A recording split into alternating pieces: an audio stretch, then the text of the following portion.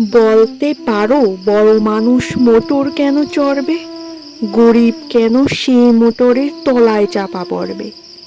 বড় মানুষ ভোজের পাতে ফেলে লুচি মিষ্টি, গরিবরা পায় খোলামকুচি, একই অনাসৃষ্টি। বলতে পারো ধনীর বাড়ি তৈরি যারা করছে, কুড়ি ঘরেই তারা কেন মাছির মতো মরছে। ধনীর মেয়ের দামি পুতুল, হরেক রকম খেলনা, গরিব মেয়ে পায় না আদর, সবার কাছে ফেলনা। বলতে পারো ধনীর মুখে যারা যোগায় খাদ্য, ধনীর পায়ের তলায় কেন থাকতে তারা বাধ্য।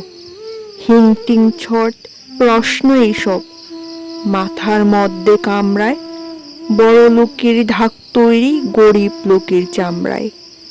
কবিতাটি কিশোর কবি সুকান্ত ভট্টাচার্যের পুরনো ধাঁধা, যেখানে তিনি গরিব ও ধনীদের মধ্যে অসমতুল্য ভেদাভেদের কথা উল্লেখ করেছেন।